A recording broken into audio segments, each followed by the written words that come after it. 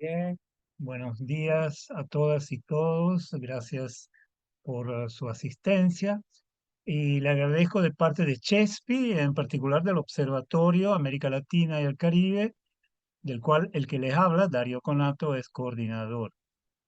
Este es el primer webinar de una serie que estamos construyendo para analizar la situación y las dinámicas sociales, políticas, económicas y también culturales que atraviesan el subcontinente latinoamericano, con una mirada también a sus implicaciones por lo que respecta a las relaciones entre esta área geográfica, la Unión Europea, y un contexto internacional cada vez más multipolar.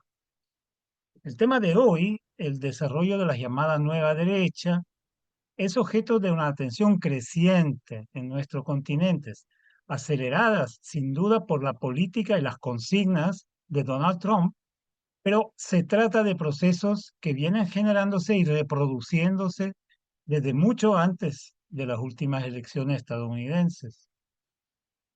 El encuentro de hoy se concentra en el proceso histórico a través del cual este fenómeno ha venido creciendo en los países de América del Sur. Sin embargo, estas dinámicas se presentan en distintas formas a lo largo de toda América Latina, no solamente en la parte meridional, así como en muchos países europeos y en tanto italianos lo sabemos muy bien. Surgen una serie de preguntas. ¿Se trata de un proceso homogéneo de carácter internacional o continental? ¿Se puede hablar esta vez de una marea neoreaccionaria que esté agrediendo nuestros países? ¿O se trata más bien de dinámicas de carácter nacional ligadas a las características específicas propias de cada país, determinada también por la falta de respuesta a una situación internacional y global tan cambiante? Y entonces condiciones específicas de cada país que abren o cierran o en algunos casos dificultan la penetración de una agenda neoreaccionaria. Esta es también una pregunta.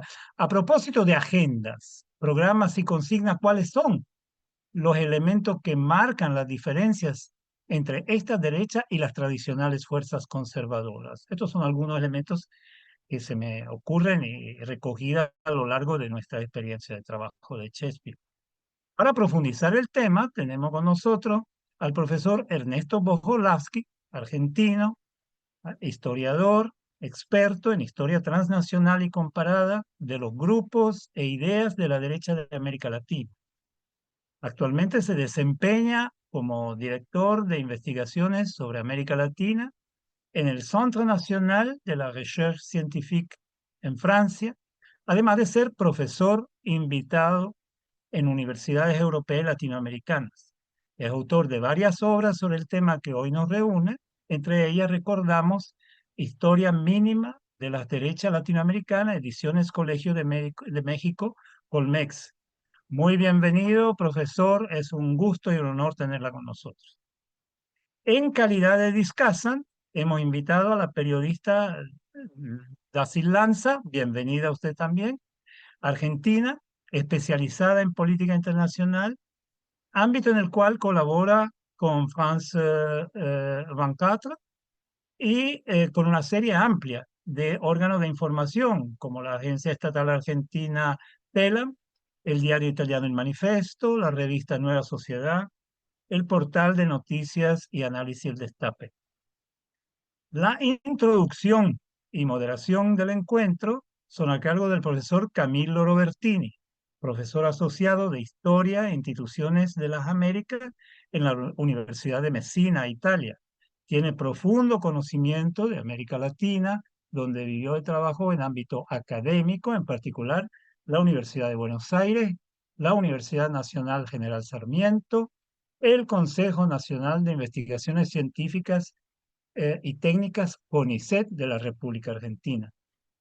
Muy bien, mi rol termina aquí. Solo me queda recordar que la grabación de este webinario estará disponible a partir del jueves 18 de este mes, la próxima semana, en la página web de CHESPI, sección Observatorio América Latina y el Caribe. La duración del encuentro es de 1 hora, finalizando aproximadamente a las 5:30 p.m. hora italiana. Habrá posibilidad de hacerle llegar preguntas al relator según una modalidad que explicará el moderador del encuentro, profesor Camilo Robertini, al que le cedo la palabra. Muchas gracias, profesor Robertini. Tiene usted la palabra. Bueno, muchas gracias Dario por la introducción y por supuesto a nuestro relator y a nuestra discussant. Es un placer, la verdad, estar aquí moderando el primer webinar que se organiza en el marco del CESPI. Por supuesto, va mi agradecimiento a Daniele Friggeri, el director del CESPI, y a Dario Conato, quien es el coordinador del área América Latina y Caribe. Cuando nosotros empezamos a pensar este ciclo de seminarios acerca de titulado América Latina hoy, creo que lo primero que se nos ocurrió es que había que dedicarle un espacio al tema de las nuevas derechas, nuevas extremas. Después, por supuesto, nuestro orador nos dirá cuál es el adjetivo más apropiado para encuadrar este fenómeno nuevo en algún sentido, pero que en realidad tiene que tiene orígenes profundos en la historia de la región. Entonces, en ese sentido, convocamos a un historiador porque justamente el fenómeno de la nueva derecha es menos coyuntural de lo que podríamos pensar y tiene que ver con fenómenos que han aparecido y desaparecido o han crecido de una forma no visible por lo menos, o no visible para las mayorías en las últimas décadas. En este sentido, lo que se puede decir, lo que ya es parte de un conocimiento que se está formando dentro de ese mundo de quienes se dedican al estudio de la derecha, los derechólogos, llamado amistosamente, es que la nueva derecha son un elemento que vinieron para quedarse y sobre todo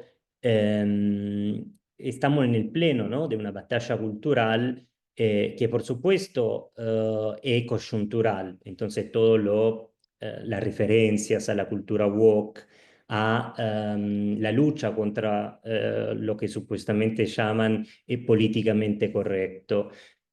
Sin embargo, hay que decir que esos sí son fenómenos nuevos, pero no tan nuevos, y a la vez que a principio se pensaba que fueran parte de una organización integrada y organizada, ¿no?, de la llamada Internacional Negra. En realidad, como ya están demostrando distintos autores y autoras quienes trabajan sobre estas temáticas, el cuadro es mucho más complejo y no es lo mismo hablar de Bolsonaro, de Trump, de Milei. Son fenómenos, por supuesto, que se marcan en un contexto parecido, pero cada uno tiene su propia especificidad, lo cual obviamente plantea grandes preguntas y grandes problemas para quienes se dedican al estudio de estos fenómenos. Por ende, aquí están los historiadores que tratarán de analizar en profundidad ese fenómeno eh, y sus raíces históricas. Como dijimos al principio, el formato de este webinar es de 1 hora aproximadamente, por lo cual no voy a quitar más tiempo con mi introducción. Nuevamente les agradezco por la participación. Para el público pueden escribir sus preguntas en el chat, también durante la exposición de Ernesto Bohoslavsky, y luego yo la voy a recoger luego de que Dasil Lanza haya terminado con su primera ronda de devolución. Así que cedo la palabra a Ernesto y muchas gracias nuevamente. Bien, bueno, buenas tardes, buenos días, según corresponde. Gracias al Chespi por la invitación, la posibilidad de compartir este tiempo. Uno podría decir que los últimos 10 años, 15 años quizás, han mostrado señales de un florecimiento de la derecha que llegó al poder con diversas estrategias. Por un lado, a través de juicios políticos, como el de 2016 contra Dilma Rousseff, o antes con la versión express contra Lugo en Paraguay, también con golpe de Estado, como en el 2019 en Bolivia, con aún menos éxito con Bolsonaro en el 23, pero sobre todo con triunfos electorales. En Argentina en el 15, en el 23, en Chile en el 9, en 2017, Brasil en el 2018, Uruguay incluso en el 2020. Entonces, yo lo que intentaré mostrar ahora es qué es lo que yo puedo observar allí como raíces que no son coyunturales. Es decir, como historiador, cuáles son los fenómenos que yo puedo mencionar, que puedo identificar, que me parece que hay que meter en consideración para entender mejor esta temporada feliz o de cosecha de las derechas, ¿no? Intentaré mencionar factores que no son estrictamente los que aparecen en los títulos de los diarios, pero que yo creo que funcionan como esos ríos subterráneos, ¿no? Que terminan alimentando un poco a las decisiones más coyunturales. Digamos, intentaré dar algunos elementos que hacen al humus, ¿no? Que hacen a la alimentación de larga duración de esos triunfos de derecha. Y lo haré planteando algo que me parece que es casi un sentido común de historiador, que es la siguiente idea. Seguro que entre derecha e izquierda hay una antinomia, que es una antinomia topológica, es decir, ocupan distintos lugares simultáneamente. Entonces es una antinomia de naturaleza sincrónica.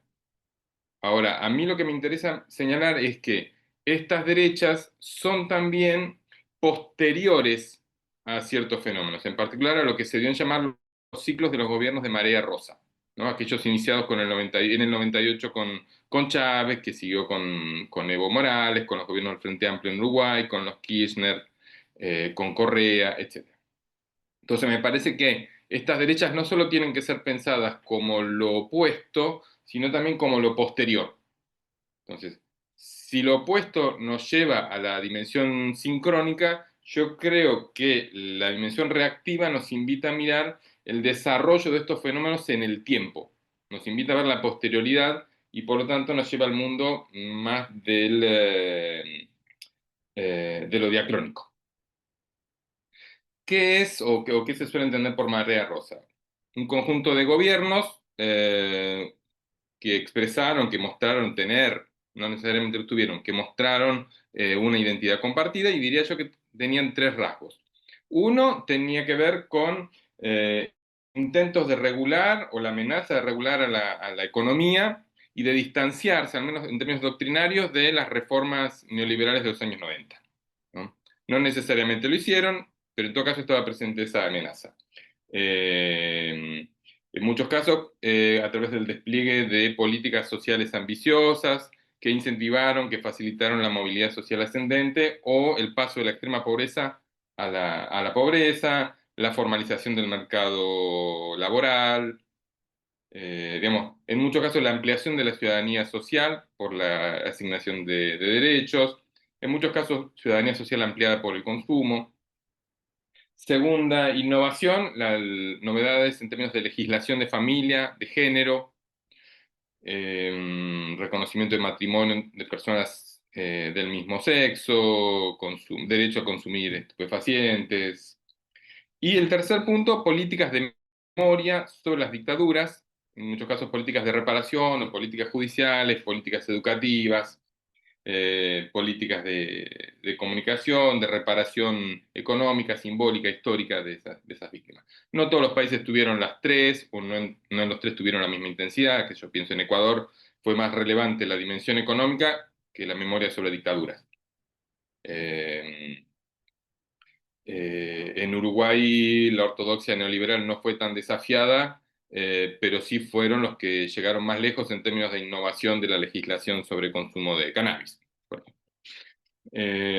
Ahora, esa marea rosa de principios de los años 2000 hoy está muy extraviada, tiene la deriva autoritaria nicaragüense, venezolana. Lo de México difícilmente entra sin forceps en esta categoría. Digamos que en parte me parece que esos gobiernos se agotaron porque no tenían algo novedoso para decir en términos de corrupción. A todos les entró de frente el toro de Odebrecht. Y tampoco, en muchos casos, no tenían mucha cosa interesante para decir sobre la cuestión de la criminalidad, ¿no? En particular en Brasil las respuestas fueron muy poco creativas. Ahora, a mí me parece que hay otros fenómenos que no tienen que ver con errores propios de la marea rosa, sino con lo que sus rivales hicieron. Entonces, ¿qué otros elementos, a mi entender, pesan aquí? ¿Qué otros procesos sociales y culturales, no estrictamente político-partidarios, sino qué otros fenómenos, qué otras formas de sensibilidad jugaron? A mí me parece que es crucial entender que el proceso de individualización ha tenido una aceleración pasmosa en los últimos 15 años, 20 años. Es un proceso que no nació ahora, uno podría decir es bien hijo de los 90, se ralentizó, se hizo efectivamente un poco más lento, más controlado con los gobiernos de María Rosa, pero en particular desde la pandemia ese proceso está absolutamente acelerado e irreversible. Esto está asociado no solo a la dimensión sociológica, sino también a la consagración de ciertos valores, en particular de la meritocracia. La meritocracia entendida como la mejor tabla para asignar premios, castigos, méritos, prestigio, ganancias, ¿no? Entonces, la consagración de la meritocracia va de la mano también de la preferencia por las salidas individuales por sobre las colectivas, ¿sí? La consolidación de la idea de que en definitiva te va en el mercado y te va en la vida según la posesión de una serie de recursos personales. Y por lo tanto, quien es pobre, básicamente es a causa de la falta de recursos personales, ¿no? Y ahí a mí me sirvió mucho un trabajo de Araujo y Martuchelli sobre la individualidad popular en el Santiago de Chile actual, donde ellos invitan a deshacerse de las lecturas más romantizadas sobre los sectores populares y tratar de ver cómo es que se forma la individualidad popular en las ciudades latinoamericanas. Y lo que muestran ahí es que esos procesos de formación de la identidad son muy flexibles, son inestables, vienen marcados por la inestabilidad laboral, la sobreexigencia laboral.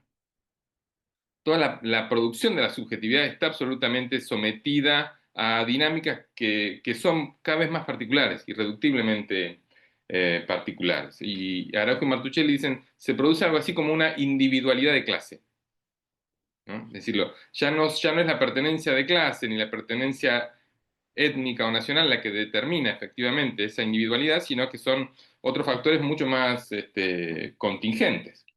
Entonces, ¿cómo se responde a ese proceso de soledad creciente? Bueno, a través de la afirmación y la posesión de virtudes personales. Soy emprendedor, soy resiliente, tengo capacidad para reponerme, soy creativo, le encontré la vuelta. Y un poco el sujeto imaginado por Hernando de Soto en los años 80 en el libro El otro sendero. El otro texto que para mí fue muy iluminador es una etnografía que hizo Verónica Gago en un gran mercado del Gran Buenos Aires donde se venden productos falsificados en general, sea ropa, bueno, de todo venden. Y ella hizo una etnografía y lo que encuentra es lo que llama un neoliberalismo desde abajo. Esto es, que funciona un neoliberalismo casi intuitivo entre las personas que venden, las personas que compran, las personas que trabajan ahí. Son esas economías populares, barrocas, llama ellas, autogestivas, autoempresarios, ¿no? Emprendedores de sí mismos, que tienen modos de vida, saberes, prácticas, que están muy matrizados por el neoliberalismo.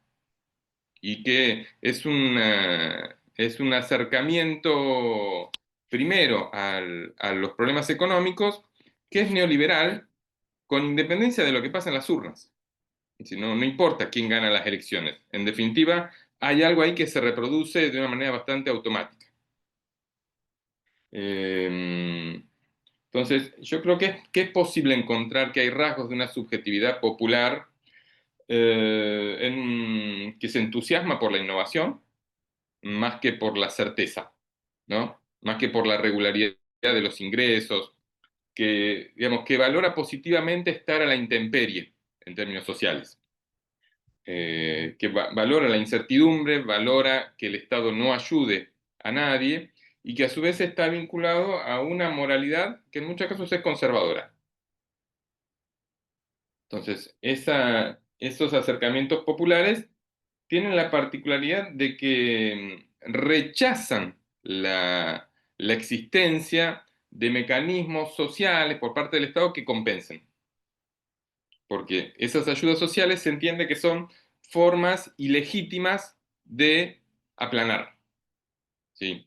Son ayudas para gente que no lo merece. Por lo tanto, en esta orientación política de lo que se trata no es de que el Estado siga ayudando, sino de que cada uno esté en el lugar que le corresponde, ¿no? De restaurar los espacios merecidos.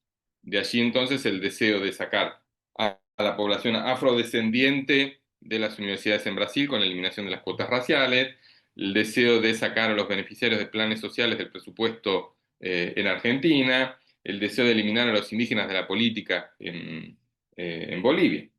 Entonces, ¿qué es lo que reclaman las personas identificadas con la derecha? Diría yo que reclaman orden en el mercado, reclaman orden en las calles y reclaman orden adentro de la casa. Las tres cosas a la vez. Orden en el mercado en el sentido de que demandan restauración de los mecanismos del libre mercado, fin de la heterodoxia. Más allá de que los intereses económicos, uno podría decirlo, sin necesidad de ser trotskista, que fueron poco rosados, ¿sí? Pero pesan mucho más las anticipaciones y las amenazas que lo que efectivamente se hace, ¿sí? Solo blandir la posibilidad de que la propiedad privada sea discutida alcanza para desatar los miedos, ¿no? Entonces, la condena es a toda política social porque es un mecanismo que parece intervencionista, injusto, además, porque no descansa en el reconocimiento del mérito individual y porque no está regulado por el sistema de premios y castigos del mercado. ¿Qué es lo que se reclama también? Memoria completa sobre las dictaduras, o en algunos casos glorificación de la guerra antisubversiva de los 70, y llegado el caso, alguna potencial recreación como estrategia de mano dura contra la actividad criminal o contra el narcotráfico. Y el tercer punto es el regreso o el refuerzo de las formas de dominación patriarcal. Una invocación a reponer el lugar de lo religioso, no de los católicos, de lo religioso en la política.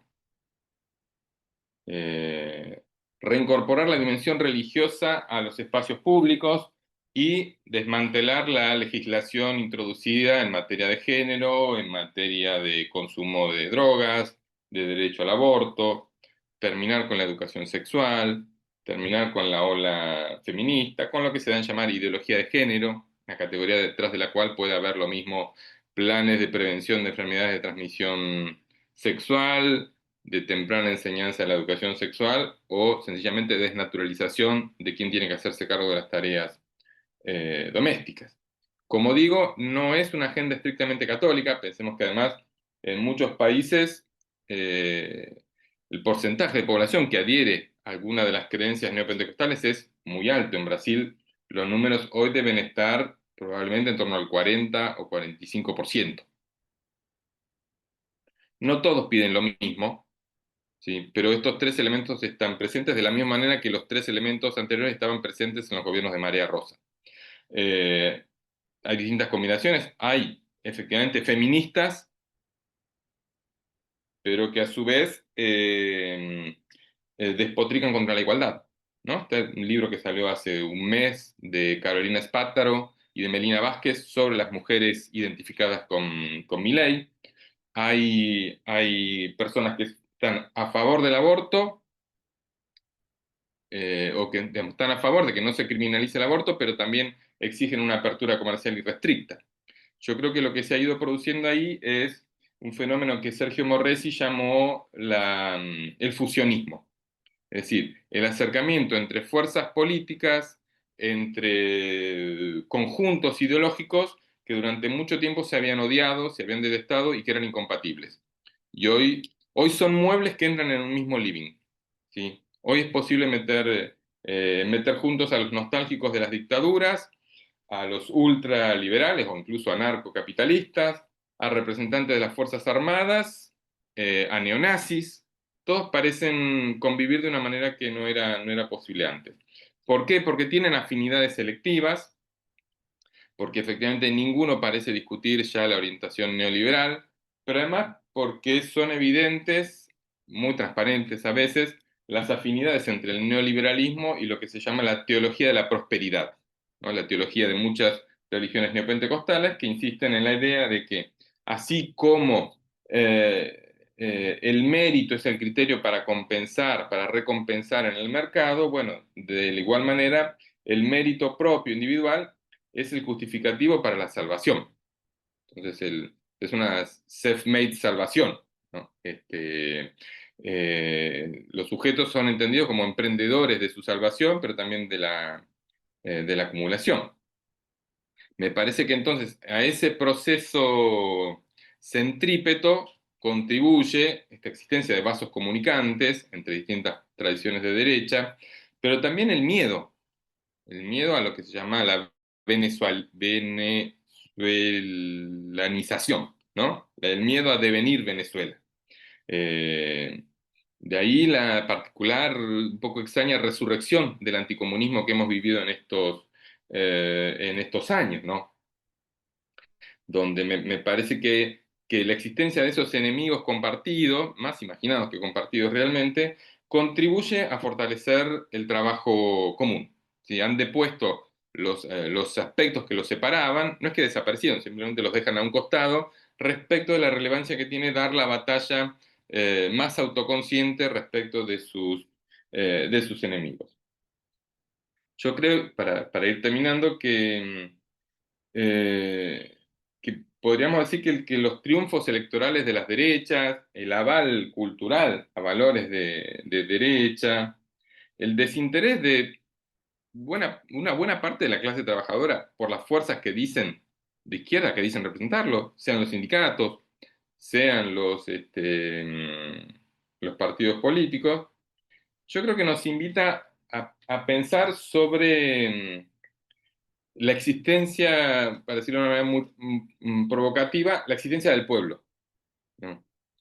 Que hasta qué punto hay ese pueblo, ¿sí?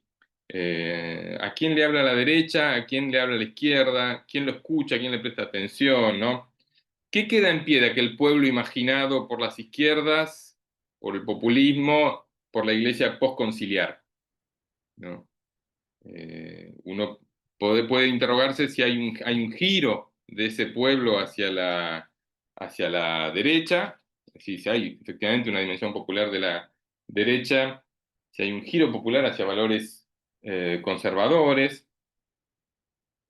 Yo me preguntaba de alguna manera si esa desaparición del pueblo como esperanza, como depositario de proyecto político, no acompaña también a la propia disolución estructural y económica que vivió ese pueblo desde los años 80 con el proceso de desindustrialización, con la fragmentación de la clase trabajadora. Es decir, ese pueblo en buena medida ha dejado de equivaler a clase trabajadora. Está compuesto por sujetos que tienen una experiencia laboral muy fragmentada, donde entran y salen del pluriempleo, pasan al desempleo, pasan al autoempleo, etcétera, ¿no? Un pueblo muy pauperizado, más informal, más fragmentado, donde uno se interroga cómo forman hoy su conciencia política los jóvenes trabajadores, ¿no? Un joven que pasa 8 horas, 10 horas, 12 horas pedaleando en Bogotá, ¿no? Para distribuir comida, compras, lo que sea, ¿sí? ¿Dónde forma su conciencia política si no es mirando el celular? ¿Con quiénes lo forma? ¿Sí? ¿Con quién a qué dedica más tiempo? ¿No? ¿A mirar las redes sociales, a interactuar con sus compañeros de trabajo sobre la cuestión de las condiciones de vida? ¿Quién es el nosotros de esos jóvenes? ¿Sí? ¿Cómo se forma hoy esa conciencia popular donde no hay horarios de trabajo, donde no hay lugar de trabajo, donde ni siquiera vemos los mismos programas de televisión, donde no hay esa sincronía, ¿no? Esa copresencia física? Me parece que lo que hoy tenemos efectivamente es un pueblo heterogéneo, desintegrado, reintegrado en facciones cada vez más chiquitas, ¿no? Y eso dificulta efectivamente una forma de interpelación más centralizada, como la que normalmente intentaban los sindicatos o los partidos de izquierda. En definitiva, yo creo que lo que nos ocurre hoy, juro que con esto termino, para escuchar los comentarios de Dasil y las preguntas, yo creo que una buena parte o el enigma a resolver para salir de este laberinto es tratar de entender por qué una buena parte de los sectores sociales populares despliegan prácticas, sostienen discursos y sobre todo imaginan su suerte política, su destino político atado mucho más al de quienes tienen más que al de quienes tienen menos. Es decir, ¿por qué efectivamente quienes tienen algo consideran que su suerte política está mucho más asociada a la de los sectores que tienen más y no a la de los desheredados de la tierra? Para mí, el que resuelve ese entuerto se lleva el premio grande. Eso, gracias. Bueno, muchísimas gracias Ernesto por tu exposición tan enriquecedora, también por respetar los tiempos. Le paso sin más palabras la palabra a Dácil. Bueno, gracias a Chespi por la invitación, gracias Ernesto por tus comentarios.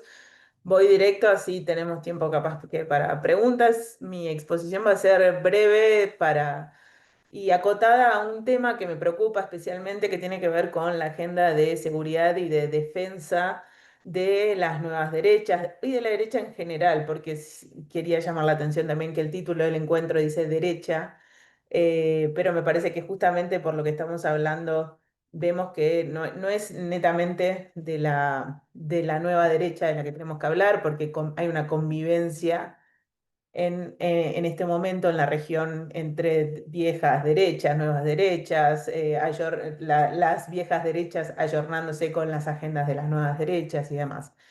Y también la particularidad de que nos centramos en Sudamérica, ¿no? No todo en América Latina, lo cual es un problema porque quiero traer a la mesa justamente a Nayib Bukele. Me parece muy importante hablar y no para centrarme en la política de Bukele, sino como identificar cómo los otros líderes de las derechas regionales se están mirando en el espejo de Bukele y particularmente con esto que quiero hablar que tiene que ver con la seguridad y la defensa. Obviamente también Donald Trump, pero bueno, ya vamos a ir hablando un poco de eso.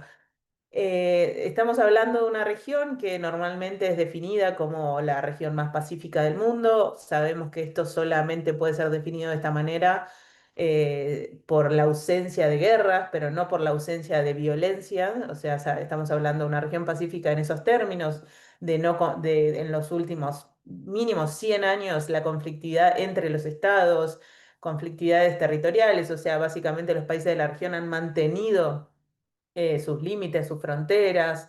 Entonces, en ese sentido, se mira a la región como con una baja conflictividad en este sentido, pero que traigo a colación este tema porque hay varias de estas cosas que me parece que están cambiando, ¿no? Vemos como hay una creciente conflictividad entre estados, entre gobiernos, mejor dicho, en la región, y solo para citar algunos ejemplos, se dieron casos inéditos en los últimos años, como el ingreso a la embajada de México en el Ecuador de una forma violenta por una cuestión específica para detener a una persona.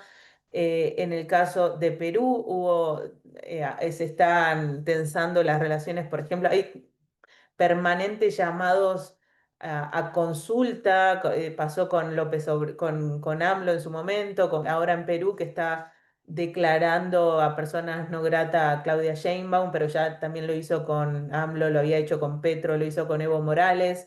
Es decir, ya ni hablemos de la integración latinoamericana, ¿no? Pero estoy hablando de como una creciente conflictividad entre gobiernos de la región, y también disputas territoriales que emergen, el caso de la Guyana Esequiba, entre Venezuela y Guyana, y esto asociado también a digamos, a un discurso belicista, ¿no? No estamos hablando simplemente de una tensión, sino de, bueno, asociados a movilización o supuesta movilización de tropas. El caso de Leticia entre Perú y Colombia, es como que se renovó de nuevo esto, eh, reaparece, digamos, en la tensión entre los gobiernos.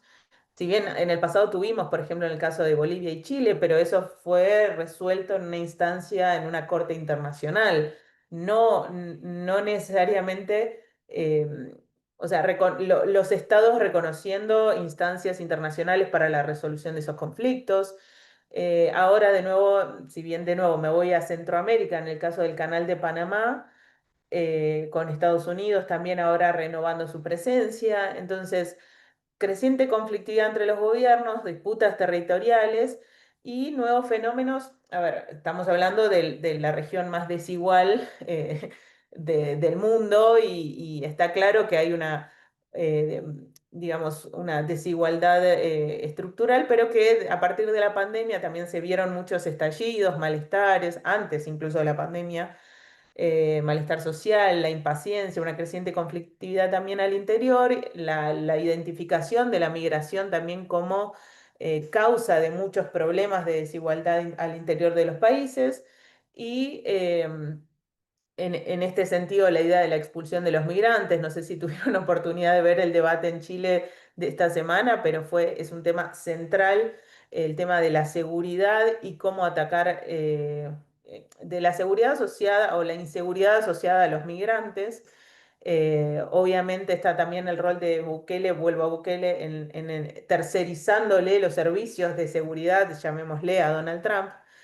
El narcotráfico, que ahora es denominado no solo en la región, sino también desde Estados Unidos como narcoterrorismo, y como frente a esta creciente conflictividad hay formas en que son leídas las respuestas, o sea, o las propuestas que surgen a veces, no tienen que ver ya con una resolución de conflictos o atender a estos problemas como se hacía tradicionalmente, o desde la diplomacia o desde las cortes internacionales, o incluso desde un abordaje de seguridad, no de defensa.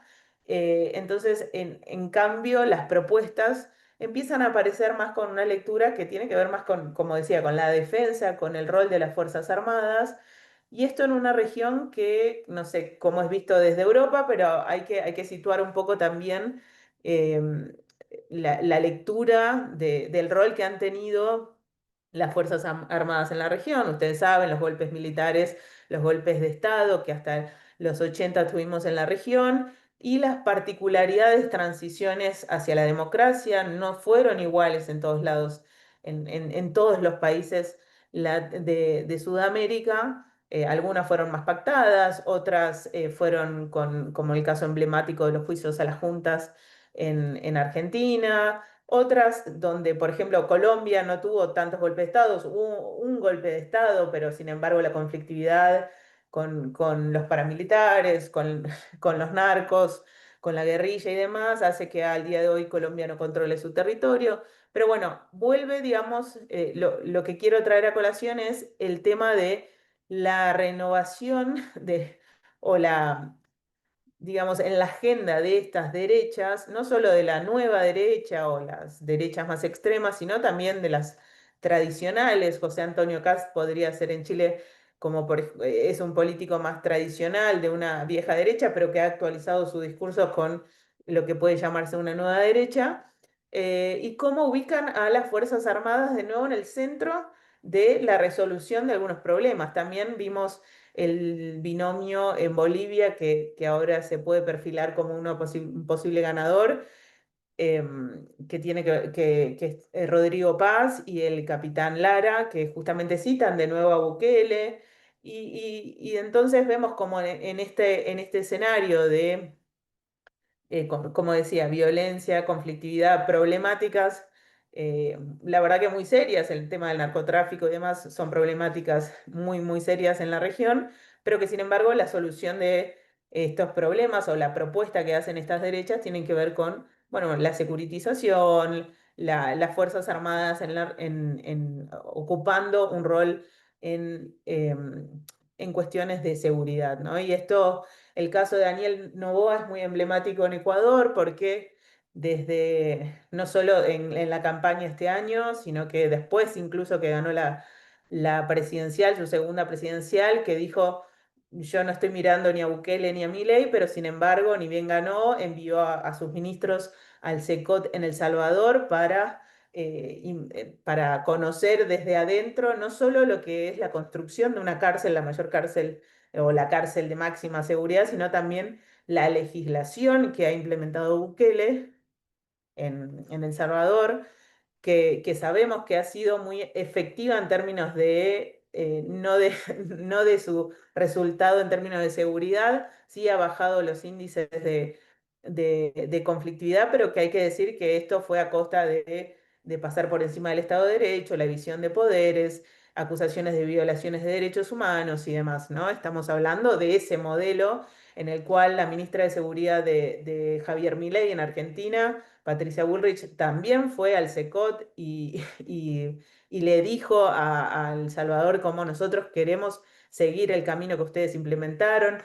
Hizo una suerte de coreografía similar a la que hizo El Salvador, con la que hace El Salvador con los presos, esto de que aparezcan sin sus camisetas y demás. Patricia Bullrich lo hizo en una provincia argentina que se llama Santa Fe, en la ciudad de Rosario, donde, bueno, hay una problemática también asociada al narcotráfico, pero que bueno, y Javier Milei proponiendo reformar leyes de seguridad que tienen que ver con darle nuevas funciones a las Fuerzas Armadas asociadas a seguridad interna. Creo que no está de más recordar que no es lo mismo las Fuerzas Armadas, esto hablando con especialistas, ¿no? Las Fuerzas Armadas, ya voy cerrando, las Fuerzas Armadas han sido entrenadas para justamente actuar en contra de un enemigo externo y no están preparadas y capacitadas para una hipótesis de conflicto interno. Hemos visto lo que ha sido su accionar cuando operaron dentro de esa hipótesis. Entonces, bueno, quería básicamente llamar la atención de cómo tanto nuevas derechas como derechas tradicionales vuelven a poner esta cuestión en agenda y por último menciono el caso de Donald Trump, que me quedo afuera, pero que vimos esta semana como Marco Rubio, Pete Hegseth y demás los funcionarios estuvieron dando vueltas por la región, atacaron además una embarcación con esta nueva definición de narcoterrorismo de las bandas de narcotráfico y que sin exhibir pruebas hacen un ataque en el mar Caribe, ¿no? Entonces, bueno, varias puntas ahí, pero dejo acá si podemos charlar. Bueno, muchas gracias, Dacil, por tu intervención. Yo le dejaría la palabra a Ernesto, por supuesto, y aprovecho para decirle al público que ya puede escribir si hay preguntas, observaciones, etcétera, en el chat, para que luego de esta primera ronda Ernesto pueda ir contestando. Gracias. Bueno, gracias, Dacil, por la intervención. Yo me preguntaba por la cuestión de en en qué punto se conectan las observaciones que vos haces con las que yo hice, ¿no? Porque las que vos haces tienen que ver con política pública, ¿no? Tienen que ver con el accionar de autoridades electas o funcionarios, ¿no? Tienen que ver con qué es lo que quieren hacer en materia política de seguridad, política de defensa, qué es lo que quieren hacer en términos de política exterior. Todo eso pertenece al mundo de la política con P mayúscula, si se quiere. Entonces yo me preguntaba cómo eso conecta con lo que pasa, con lo que le pasa en la cabeza a las personas a las que no le interesa la política. ¿Sí? Personas que, que tienen efectivamente opciones ideológicas, en muchos casos naturalizadas, ¿no? Forma más sentido común que doctrina, ¿no? ¿Cómo se conectan los dos fenómenos? ¿Hasta qué punto efectivamente uno puede decir las decisiones que toman las autoridades conectan o representan a, intereses o expectativas de quienes los apoyaron, de los votantes? No sé, pienso en el caso de Bukele. Está claro que la demanda de seguridad en El Salvador es una demanda abrumadora, ¿no? Y Bukele dio una respuesta a esa cuestión, digamos. Yo creo que ahí no necesariamente había certeza desde abajo sobre la naturaleza de la respuesta que había que dar, pero había una demanda de respuesta sobre eso, ¿no? Entonces, a mí me parece que quizás una posible conexión está en identificar, por un lado, cuáles son las demandas desde abajo y por qué es que ciertas respuestas desde arriba parecen encajar mejor con esas demandas. Para mí ahí hay un tema posible a investigar. ¿Cómo es que se conectan efectivamente las expectativas, las demandas desde abajo? Digamos, yo creo que la pandemia nos dejó, entre otras cosas, un conjunto muy insatisfecho de expectativas sociales, en particular, ¿no? Pienso en las expectativas defraudadas de todo aquel amplísimo sector de las economías latinoamericanas informal que no tuvo apoyo del Estado. Aquellos que dábamos clases, seguimos cobrando sin dar clases, ¿no? Y como yo, millones de personas siguieron ganando exactamente lo mismo sin tener que reponer ni medianamente algo del trabajo que hacíamos. Ahora, ¿qué sintieron millones de personas que efectivamente estaban restringidas en su movilidad, estaban restringidas en su capacidad para ganarse un peso haciendo lo que sea que hacen en las calles? Está claro que una buena parte de esas personas salieron heridas en términos simbólicos, en términos de autoimagen y en términos de una distribución inequitativa de los beneficios y de las oportunidades. ¿Cómo, qué tipo de respuesta desde la clase política se dio a esa expectativa? ¿Por qué entonces una respuesta como la de Milei, esto es, bueno, entonces no vamos a ayudar nunca más a nadie, resulta más tentadora que la respuesta de decir, bueno, vamos a revisarlo para que no se vuelvan a cometer estas injusticias, ¿no? Porque es mejor que ningún discapacitado tenga ayuda, ¿sí? Que decir, vamos a ver, vamos a tratar de incorporar la mayor cantidad posible de personas que necesitan ayuda por su discapacidad, ¿no? Me parece que hay una parte de las razones que conectan las demandas populares con las respuestas desde arriba tiene que ver con el predominio de ciertas emociones. En la medida en la que el resentimiento, el odio, la bronca, el enojo predominan sobre otro tipo de emociones y en particular sobre la empatía, van a predominar este tipo de respuestas más intempestivas, más autoritarias desde arriba. En parte, yo creo que esto conecta con lo que yo decía sobre el final de mi exposición. Esto es, ¿por qué predomina mucho más la expectativa de diferenciación, sobre todo de diferenciación respecto de abajo, ¿sí? Que la voluntad de establecer mecanismos de igualación?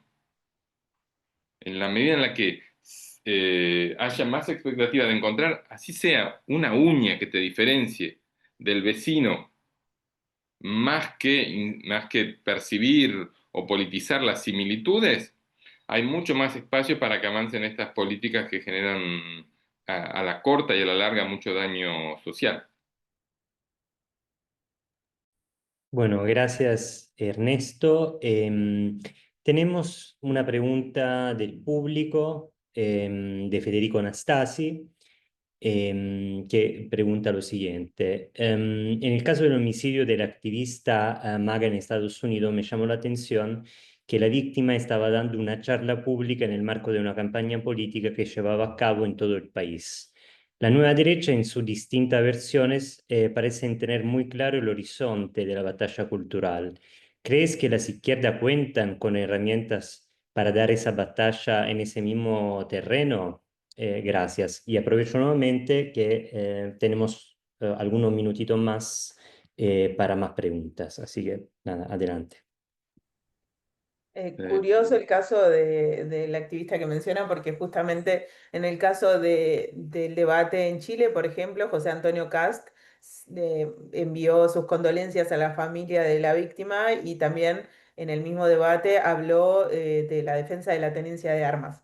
O sea, siguió no es que hay una revisión, digamos, de esta agenda. Y en cuanto a, me parece que lo que vimos de los progresismos, y quiero simplemente detenerme en el caso de Argentina, por ejemplo, la seguridad no era una prioridad o era incluso desestimada en el discurso, también lo vimos con otras problemáticas que están presentes. No es que estoy diciendo la derecha inventa problemas, no, la derecha lee problemas, los lee, propone soluciones a veces de efectivistas y que a veces suenan incluso a mágicas. Y muchas veces los progresismos han desestimado estas agendas, y hablo no solo en términos de seguridad, sino también en términos económicos. Por ejemplo, lo vimos con la inflación. Entonces, a veces las lecturas no fueron correctas de estos sectores. Esa es mi impresión. A ver, yo no estoy seguro de que exista una guerra cultural. A mí me parece que lo que hay es un avance pasmoso de la derecha. Yo no veo que haya un espacio bélico, sinceramente. Me parece que lo que hay es una reacción, una reacción en todas las líneas. ¿Sí? En todo caso, me parece que lo que sí podemos encontrar es ese espíritu de combate, esa decisión de salir a hablar, de salir a convencer, interpelar de estas figuras de derecha. Eso es novedoso. La idea de que pueden convencer. Entonces, yo no sé si van a convencer, pero el hecho de que piensen que pueden convencer está diciendo algo. Efectivamente, como dice Dácil, yo creo que leen y están leyendo bien.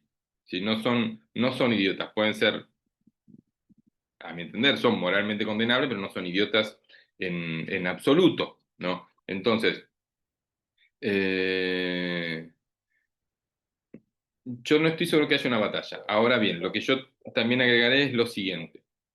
Me parece que si esa batalla la vamos a dar en TikTok, está perdida de antemano, porque esas son sus reglas, ¿no? Me parece que hay algo de esa batalla que se juega efectivamente de nuevo en el campo de las emociones y no en el campo de la argumentación. O sea, yo sé que suena muy del siglo XVIII lo que estoy diciendo, pero me parece que en la medida en la que nosotros estemos dispuestos a cambiar golpe por golpe y a tirarnos uno al otro videos que en 30 segundos te hacen llorar, no sé si vamos a llegar muy lejos en términos civilizatorios. ¿Sí? Si vamos a combatir en términos de tirarnos unos a otros fake news, la verdad es que no sé, no me parece que sea una gran propuesta. Yo sigo pensando que ser de izquierda significa desnaturalizar. Esa es mi apuesta. ¿Sí? Ser de izquierda significa desnaturalizar toda forma de dominación, principalmente la de clase, o en todo caso la primera que se aspiró fue la de clase, pero también creo que los últimos 60 años nos enseñaron que no es la única dominación que hay, no es necesariamente la más rígida y no es necesariamente la menos eficiente de las formas de dominación. Hay otras que juegan. Me parece que esto que se dan llamar guerras culturales es un esfuerzo por renaturalizar. Es un esfuerzo por volver a colocar en el orden de lo natural aquello que oportunamente fue desnaturalizado, sea por las feministas, sea por los sindicatos, sea por los estudiantes, sea por las diversidades sexuales, sea por los movimientos de descolonización.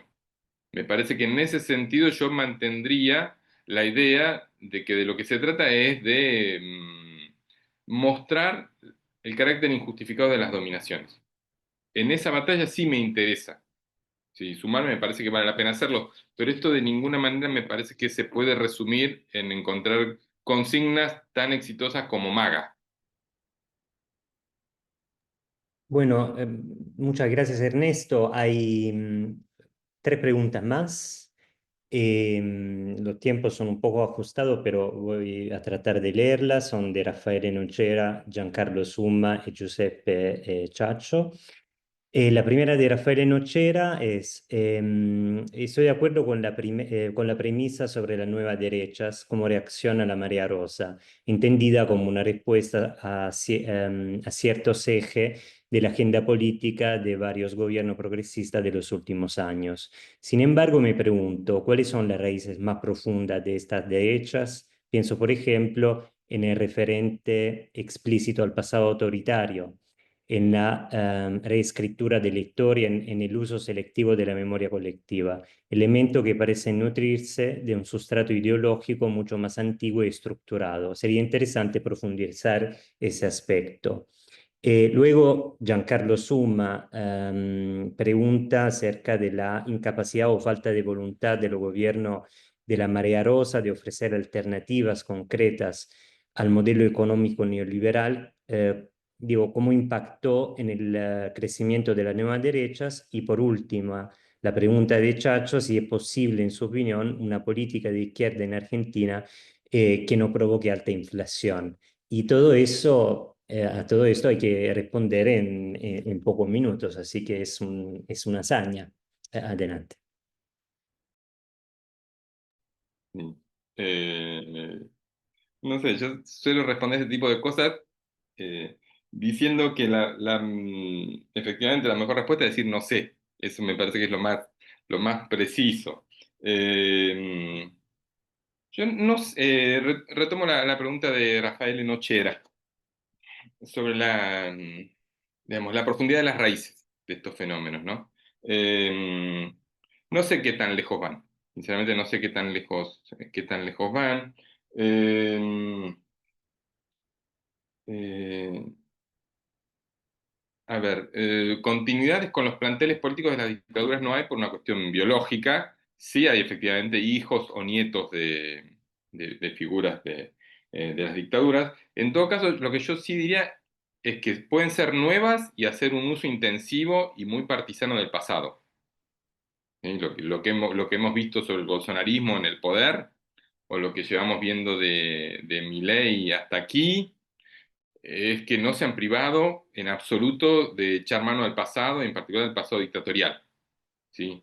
Lo cual no significa que tengan conexiones, significa que están dispuestos a utilizarlo en su favor, ¿no? Yo creo que efectivamente eh, uno podría incluso considerar que hoy en Chile hay más pinochetismo que hace 10 años, que hace 5 años, ¿sí? Y eso no quiere decir que Kast y sus votantes tengan conexiones con la dictadura, que sí la tienen, pero en todo caso lo que estoy diciendo es que hay algo novedoso disfrazándose de antiguo. Eso es lo que quisiera decir. Después, sobre la pregunta de Summa acerca de, bueno, cuánta de la incapacidad o de la falta de voluntad de Marea Rosa es responsable de esto que tengamos acá, ¿no? La pregunta de alguna manera retoma aquella otra que también había hace 90 años, ¿no? Pensando si el fascismo no es el castigo por no haber hecho la revolución, ¿no? Dado que la clase obrera no estuvo a la altura del mandato histórico, no hizo la revolución cuando había que hacerla, en el bienio rojo, bueno, entonces te castigan. No sé, parece un poco normativo. Yo creo que lo que le pasó o los gobiernos de Marea Rosa fue más por lo que sí logró que por lo que no logró. Me parece que efectivamente lo que generó las respuestas fue mucho más la aprobación de innovaciones legislativas que lo que no logró. En todo caso, yo diría, los que más lejos llegaron en términos de transformar la matriz económica fueron los gobiernos de Evo Morales y el de Chávez. Evo Morales estuvo que 15 años en el poder, ¿sí? Y si terminó mal fue porque él efectivamente estuvo con un nivel de engolosinamiento con la posibilidad de quedarse eternamente en el poder, más que por otra cosa. Entonces, no estoy seguro de que esto sea resultado de los errores. Me parece que es más bien resultado de lo que sí lograron hacer.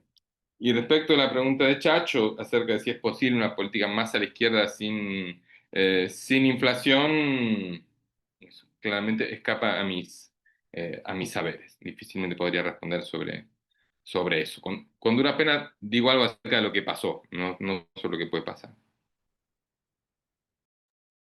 Bueno, muchas gracias Ernesto. Hay una última, creo, pregunta de Dario Conato, que pregunta lo siguiente: si el crecimiento de la derecha se extrema, es el resultado también de una incapacidad del progresismo latinoamericano de romper de manera definitiva con experiencias tremendas, Surgidas, en el surgidas. progresismo latinoamericano, como son los casos también de Venezuela y Nicaragua, y también la pérdida de credibilidad de fuerzas lideradas por personajes como Morales o Correa. Sí, hay algo de eso, digamos. El caso venezolano es un caramelo difícil de tragar. Yo creo que ahí fueron más consistentes los uruguayos y los chilenos en decir, no, esto es indigerible, ¿no? Se puede ser de izquierda y no darle el visto bueno a esto. Los cubanos me parece que tienen menos margen para poner distancia de Venezuela. Probablemente los bolivianos también tienen menos distancia, ¿no? Los gobiernos kirchneristas claramente tenían menos cintura para lidiar con el asunto venezolano y efectivamente eso los puso en una posición muy incómoda, porque tenían que defender algo en lo que no necesariamente creían, hacia donde no querían ir, por otro lado, ¿no? Entonces me parece que efectivamente no consiguieron lidiar con eso.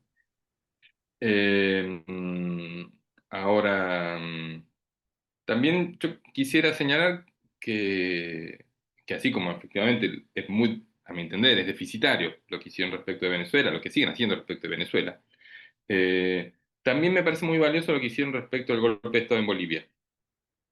¿Sí? Yo creo que sin la intervención del gobierno argentino y probablemente de otros gobiernos latinoamericanos lo habrían matado a Morales. Y Yáñez se habría eternizado en el poder, con lo que esto habría implicado en términos de despliegue de una política abiertamente racista y homicida.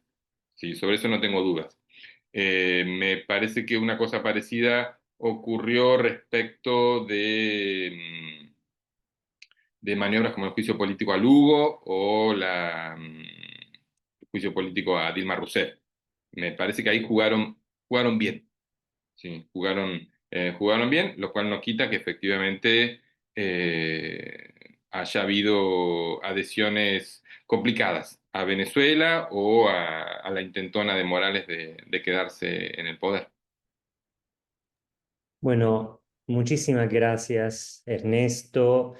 Muchísimas gracias, Dasil, también por la participación, Dario, Daniele, Dario Conato, Daniele Frigeri. Yo quisiera despedirme simplemente diciendo algo que no dije a principio, es decir, que este ciclo, ¿no?, de webinares nace con el objetivo, ¿no?, de visibilizar la coyuntura latinoamericana en Italia, que es ¿no?, un problema que tenemos un poco todos quienes nos dedicamos a América Latina, y que de aquí hasta diciembre vamos a tener un encuentro sobre las elecciones de Argentina, otro sobre las elecciones de Chile de noviembre y finalmente uno sobre las relaciones Europa-América Latina, con lo cual, por supuesto, la invitación tanto al público como a quienes hoy hablaron de seguir informados a través de los canales del CESPI. Y yo le dejo la palabra a Dario Conato para el cierre y les agradezco nuevamente. Profesor, usted dijo exactamente lo que iba Me a decir, por lo olvidé, tanto, perdón, me perdón. olvidé decir que la idea también de esta organización nació digamos, un intercambio que tuvimos con Federico Anastasi en los meses anteriores. Así que gracias nuevamente. Y con eso ya dijo el 100% casi, lo que iba a decir a nombre de Chespi, un agradecimiento profundo al profesor Bohorlavsky, a la licenciada Lanza por sus brillantes aportes que seguramente han sido muy interesantes e importantes para todos los que participamos. Gracias al profesor Robertini por su fundamental colaboración en la organización de este encuentro. Ahora bien, esperamos encontrarles nuevamente en las próximas iniciativas que ya mencionó el profesor y de la que informaremos a través de nuestras herramientas de comunicación de Chespi, así como el sitio web, y por supuesto también a través de nuestro boletín quincenal Tacuino Latinoamericano, coordinado por el licenciado Federico Nastasi. Entonces, buenos días, buenas tardes.